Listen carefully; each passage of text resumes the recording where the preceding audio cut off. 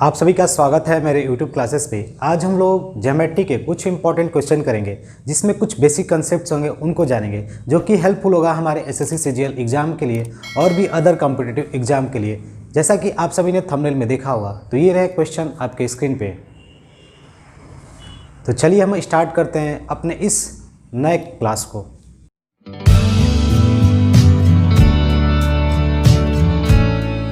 देखिए पहला क्वेश्चन क्या है कि यहाँ पे एक ट्रायंगल ABC दिया हुआ है और उसमें एक N पॉइंट से और O पॉइंट से, और N और O क्या है, मिड पॉइंट से। ये आपको याद रखना है कि N और O क्या है, मिड पॉइंट से। और साथ में दिया है कि एक और ट्रायंगल बना है NMO करके, जिसमें कि G और H दो पॉइंट्स यहाँ पर हैं, और बोला क्या गया है कि GM यानी G से M तक की वैल्यू और G से N तक की वैल्यू आपस में बराबर है, यानी GM = GN और HM = HO, ये दिया हुआ है। ठीक है, ये सब चीज़ें दी हुई हैं। तो आपसे पूछ रहा है what is ratio of area of, यानी इस क्वाड्रिलेटरल, यानी जो ये क्वाड्रिलेटरल है, ये इसके अंदर जो क्वाड्रिलेटरल बना है, इस क्वाड्रिलेटरल का एरिया का रेशियो इस बड़े वाले ट्रायंगल ABC के साथ क्या होगा। पहला क्वेश्चन ये रहा। और सेकेंड क्वेश्चन क्या है, सम ऑफ रेशियो ऑफ एरिया, यानी सम मतलब इन दोनों को जोड़ के इस ट्रायंगल ABC के साथ क्या रेशियो है वो बताना है। तो GMH का एरिया लीजिएगा और NBO इसका एरिया जोड़िएगा और इस पूरे ट्रायंगल के साथ क्या रेशियो है वो बताइए, यही क्वेश्चन है। अब आते हैं सेकंड क्वेश्चन में। सेकंड क्वेश्चन में क्या है कि एक AB है जो कि कॉर्ड है 30 सेंटीमीटर का, इस बड़े वाले सर्कल का कॉर्ड 30 सेंटीमीटर है, और जो CD है ये छोटे वाले सर्कल का एक कॉर्ड है 24 सेंटीमीटर का। तो आपसे पूछा है कि QP यानी QP कॉर्ड की लेंथ क्या होगी। ये सर्कल के बेस पे क्वेश्चन है, ठीक है। और ये जो सर्कल है ये आपका एक कंसेंट्रिक सर्कल है, ठीक है, कंसेंट्रिक सर्कल है। तो चलिए हम पहले क्वेश्चन को सॉल्व करते हैं, ठीक है। तो आपसे पूछा क्या है कि NGHO का एरिया और ABC का, तो इसका एरिया निकालने के लिए आपको कुछ जो चीज़ें इसमें बोला गया उसका यूज करेंगे। N और O क्या है, मिड पॉइंट है। मिड पॉइंट का मतलब ये इसके बराबर होगा और ये इसके बराबर होगा, ठीक है। यहाँ तक बातें क्लियर, यानी ये इसके बराबर होगा और ये इसके बराबर होगा, ठीक है। और साथ में आप ध्यान से देखोगे कि G और ये वाली वैल्यू, यानी ये इसके बराबर है और ये इसके बराबर, क्योंकि उन्होंने बोला है GM = GN, ठीक है। आप हम ऐसे बना देते हैं दो बार, ठीक है, समझने के लिए, ओके, ठीक है। ये इसके बराबर हो गया। तो आप पढ़े हो कि जब भी कोई ट्रायंगल में अगर कोई ऐसे हो जाए आपस में ये इक्वल हो जाए, यानी ये साइड A और ये B, ये C और D, यानी ये मिड पॉइंट हो जाए, तो उस समय क्या होता है कि ये वाली लाइन इसके पैरेलल हो जाती है, ठीक है, थेल्स थ्योरम। तो वहाँ पर आपको कुछ ये छोटा वाला ट्रायंगल इस बड़े वाले ट्रायंगल से क्या हो जाता है, सिमिलर हो जाता है। क्या हो जाता है, सिमिलर। तो वही कंसेप्ट हम यूज करेंगे यहाँ पर, ठीक है। तो सबसे पहले हम ABC ट्रायंगल और NGHO में जाना है, ठीक है।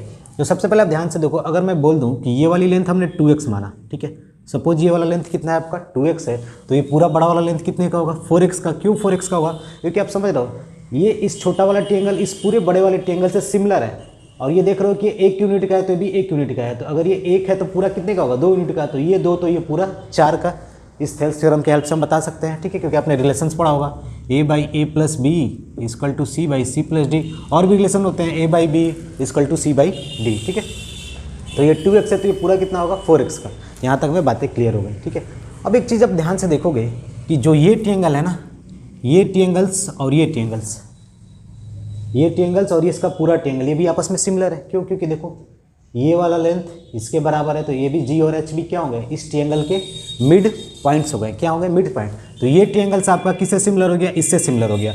अब जब सिमिलर हो गया तो ये 2x है तो ये वाला लेंथ कितने का होगा, x होगा। यहाँ तक बातें आपको क्लियर, समझ रहे होगे आप, x का लेंथ होगा, ठीक है। जब ये x का लेंथ होगा, क्योंकि आप समझ रहे हो, क्योंकि मिड पॉइंट्स हो गया ना, GM = GN, तो ये x का लेंथ होगा। अब एक चीज़ ध्यान से देखो कि अगर मैं बात करूँ यहाँ से यहाँ तक अगर मैंने कोई हाइट डाल दिया, ठीक है, ऐसे एक परपेंडिकुलर हाइट मैंने डाल दिया, ये रहा परपेंडिकुलर हाइट, तो ये बड़े वाले ट्रायंगल पे एक हाइट है, ठीक है। तो अब जानते हो कि ये छोटा वाला ट्रायंगल और ये बड़ा वाला ट्रायंगल, यानी बोलोगे in triangle NBO and triangle ABC, ठीक है, ये दोनों ट्रायंगल सिमिलर है। अब सिमिलर क्यों है, क्योंकि आप समझ रहे हो ये दोनों ट्रायंगल सिमिलर हैं, तो इनका जो हाइट भी होगा वो भी हाइट एक रेशियो में होगा। वो किस रेशियो में होगा, तो बोलोगे ये अगर मान लो ये वाला हाइट आपका BY मान लो, ठीक है, BY/BK, इसको हम K मान लेते हैं। ये किस रेशियो में होगा, 1/2। क्यों, क्योंकि आप जानते हो जब भी दो ट्रायंगल सिमिलर होते हैं तो उनके हाइट्स, यानी हाइट्स, ये हाइट और इस बड़े वाले ट्रायंगल का हाइट, वो भी उसी रेशियो में बढ़ जाता है जिस रेशियो में उनके साइड है। तो ये साइड अगर 1 यूनिट का है तो ये पूरा कितने का होगा, 2 यूनिट का। तो उसी प्रकार ये हाइट भी क्या होगा, 1:2 में बढ़ जाएगा। ठीक है, यहाँ तक बातें क्लियर हो गई। तो हमें बात पता करना है इसका एरिया, इस क्वाड्रिलेटरल का। ठीक है, इस क्वाड्रिलेटरल का। तो अब ध्यान से आपको देखना क्या है कि अगर मान लो मैं इस पूरे ट्रायंगल ABC का पहले एरिया पता कर लेता हूँ, तो ट्रायंगल ABC का एरिया क्या होगा, हाफ बेस मेरा कितना 4x।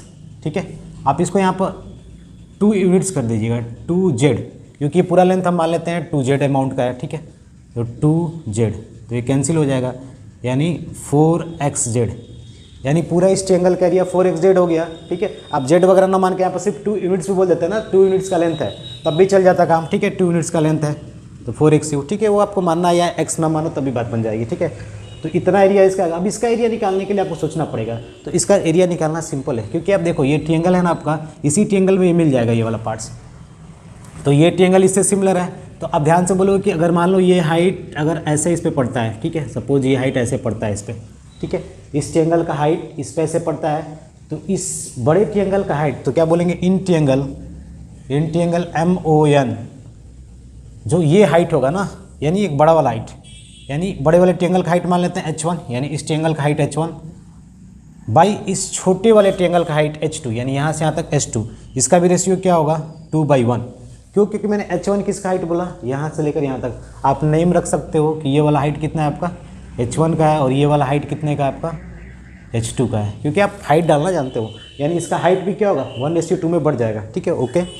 तो इस प्रकार अगर मैं बोल दूं कि इस पूरे ट्रायंगल का एरिया क्या होगा, यानी एरिया ऑफ ट्रायंगल MNO क्या होगा, हाफ बेस कितना है आपका, ये रहा 2x, इसको मैंने 2x माना था, इंटू हाइट कितना मैंने बोला, हाइट आपका ये रहा, यानी यहाँ से यहाँ तक का हाइट आपने 2 यूनिट्स निकाला। ठीक है, तो 2 यूनिट से लिख लो यहाँ पर, तो ये फाइनली कितना हो जाएगा 2xu। ठीक है, अब ध्यान से देखो कि अगर मुझे इसका एरिया निकालना है तो इसका एरिया आना बहुत ज़रूरी है। ठीक है, अब एक चीज़ ध्यान से सोचो कि जो ये हाइट होगा ना, यहाँ पे जो हाइट है और ये हाइट है, ये आपस में इक्वल होंगे। क्यों, क्योंकि हाइट 1:1 में बढ़ता है, क्योंकि देखो ये साइड 1 तो ये भी 1 पार्ट्स, तो ये भी 1 यूनिट होगा, तो ये भी क्या होगा 1 यूनिट्स।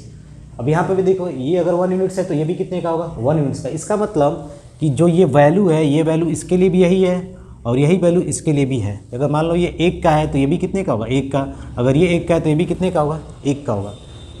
ठीक है, ओके। तो हम इस ट्रायंगल का एरिया बता सकते हैं कितना हो जाएगा, ट्रायंगल MGH का एरिया क्या होगा, हाफ बेस कितना है आपका x यूनिट हमने माना, क्योंकि x यूनिट तो आया ही, इंटू हाइट कितना हो जाएगा 1 यूनिट्स, क्योंकि 1 यूनिट्स हो जाएगा, क्योंकि 1 यूनिट्स तो ये पूरा 2 यूनिट्स, और ये वाली वैल्यू इसके बराबर होगी। क्यों बराबर होगी, आप समझ रहे हो, ये 1 पार्ट्स तो ये भी 1 पार्ट्स, ये दोनों इक्वल है, तो इनका हाइट भी क्या होगा आपस में, ये छोटा हाइट और ये हाइट इक्वल होंगे। ठीक है, तो x/2 एरिया इसका आ गया, और इस बड़े वाले एरिया में से अगर मैं x/2 यूनिट्स घटा दूँ, ठीक है, x/2 यूनिट्स घटा दूँ तो किसका एरिया मिल जाएगा, इस क्वाड्रिलेटरल का। तो इस क्वाड्रिलेटरल का एरिया कितना हो जाएगा 2x माइनस आधा, कितना होगा 3x/2। ठीक है, यानी इस क्वाड्रिलेटरल का एरिया और ये आपका रेक्टेंगल का एरिया है, और उनके बीच में रेशियो पूछा है, तो करना है क्या है, बस 3x/2/4x यूनिट। ठीक है, अब कैंसिल करा दो xu, यानी 3/8। ठीक है, तो इतना xu कुछ लिखने की ज़रूरत नहीं थी, आपको सीधे अगर कंसेप्ट आता है तो आप क्या बोलोगे, अगर ये 2 यूनिट का है तो ये पूरे कितने का है 4 यूनिट का है। ठीक है, तो ये हाइट अगर मान लो 1 यूनिट का है तो ये पूरा हाइट कितने का होगा 2 यूनिट का, तो अगर ये 1 यूनिट का तो ये भी हाइट कितने का होगा 1 यूनिट की यहाँ की दूरी होगी। अब देखो यहाँ से यहाँ तक और ये इक्वल है, तो ये 1 यूनिट का है तो ये भी 1 यूनिट का होगा। ठीक है, तो इसका हाइट भी 1 होगा तो यहाँ तक भी 1 होगा, तो ये देखो ये दोनों कॉमन हो गए, जैसे ही ये कॉमन हो गए तो ये हाइट और ये हाइट आपस में क्या हो जाएंगे, इक्वल हो जाएंगे। ठीक है, बस वही कंसेप्ट था, आप ऐसे भी ओरली सॉल्व कर सकते थे। ठीक है, अब सेकंड क्वेश्चन है GMH और NBO upon area of triangle ABC, तो ये भी आप कर सकते हो। GMH कौन है आपका, ये रहा, तो इसका एरिया मैंने निकाला ही था, ये रहा GMH का एरिया, ये रहा x/2 यूनिट्स।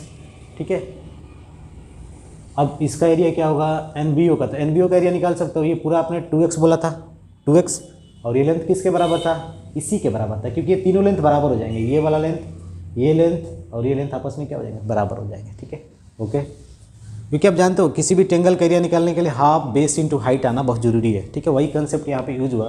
तो इसका भी एरिया कितना होगा 2x इंटू 1 यूनिट का हाइट होगा, तो इसका एरिया x यूनिट हो जाएगा। ठीक है। x और आधा जोड़ देंगे तो 3.5 ये भी होगा, और 3.5 से 4x से डिवाइड कर देंगे तो फाइनली हो जाएगा।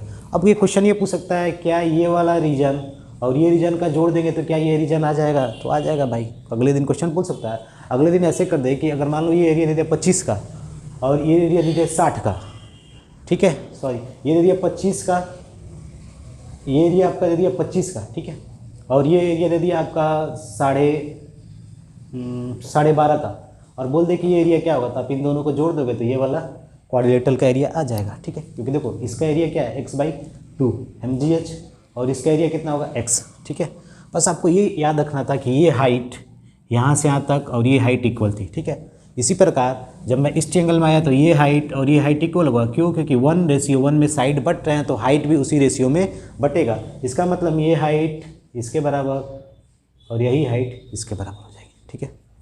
अब चलते हैं नेक्स्ट क्वेश्चन में। तो आप ध्यान से देखो यहाँ पर ए बी की वैल्यू कितनी है 30 और सी डी की वैल्यू कितनी है 24। तो आपसे क्यू पी पूछा है, ठीक है। और ये कंसेंट्रिक सर्कल है, कंसेंट्रिक मतलब एक ही सेंटर है इसका, ठीक है।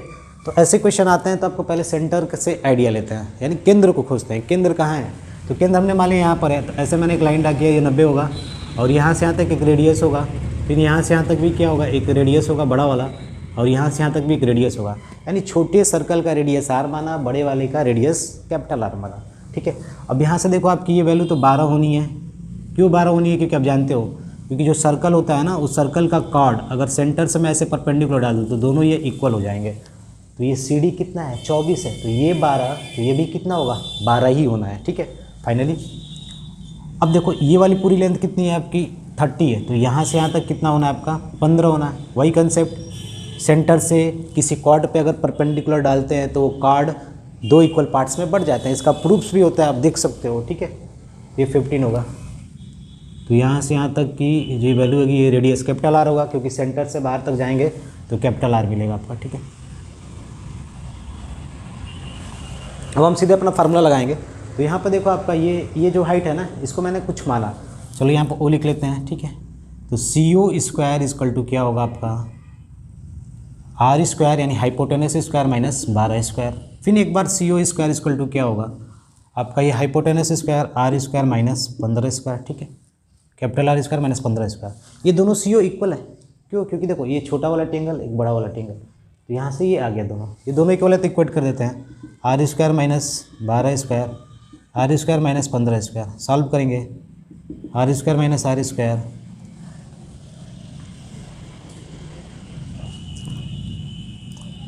तो 15² माइनस 12² है, ठीक है। बड़ा वाला R आगे लिखना तभी पॉजिटिव वैल्यू आएगी, यानी ये आ गया।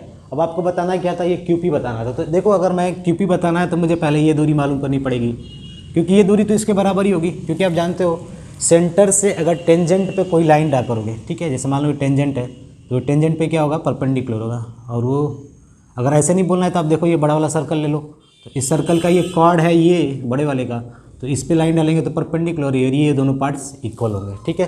तो अगर मान लो इसका नाम यन है, तो यन से क्यू की दूरी क्या होगी, तो NQ² इक्वल टू ये कैपिटल R² माइनस R², क्योंकि हाइपोटेनस माइनस परपेंडिकुलर स्क्वायर मुझे करना पड़ेगा, ठीक है। तो R² माइनस R² क्या है, ये रहा। तो यहाँ से फाइनली आप बोल सकते हो कि 15² माइनस 12² दैट इज़ 81। तो NQ की वैल्यू कितनी हो जाएगी 81 का स्क्वायर रूट 9, क्योंकि NQ² 81 है तो 9, तो ये भी 9 होगा। फाइनली पूरी वैल्यू कितनी हो जाएगी 18 की। तो हमारा सॉल्व कितना होगा 18 में, ठीक है। तो आपको कंसेप्ट यहाँ पर क्या था कि आपको कुछ कंसेप्ट आने चाहिए। सर्कल के सेंटर से अगर किसी कॉर्ड पे अगर मैं लाइन ड्रा करता हूँ परपेंडिकुलर, तो वो कॉर्ड 2 इक्वल पार्ट्स में बढ़ जाता है। उसके बाद पाइथागोरस थ्योरम आना चाहिए और बेसिक अलजेब्रा आना चाहिए और इक्वेट करना आना चाहिए, ठीक है। तो ऐसे क्वेश्चन अगर आपको डायरेक्ट दिखता है तो आप टिक्स भी बना सकते हो। टिक्स इसी से बनता है, इस प्रूफ से ही टिक्स बनेगा, ठीक है। अगर आपको ये पूरा लेंथ बताना है, ठीक है, तो आपको कुछ नहीं करना है, आपको बस इस बड़े वाले का इसका आधा करना है 15², फिर इसका आधा करना है 12², इनको घटा देना है। जैसे ही घटाएंगे तो ये लेंथ आ जाएगा और इसका 2 गुना कर देना है तो ये आ जाएगा, ठीक है।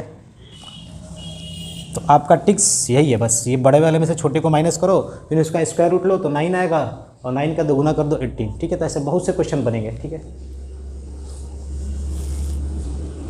तो आज के लिए बस इतना ही, मिलते हैं अगले क्लास में, तब तक के लिए धन्यवाद। अगर आपने मेरे इस चैनल को सब्सक्राइब नहीं किया है तो एक बार सब्सक्राइब करें और लेटेस्ट वीडियो देखते रहें।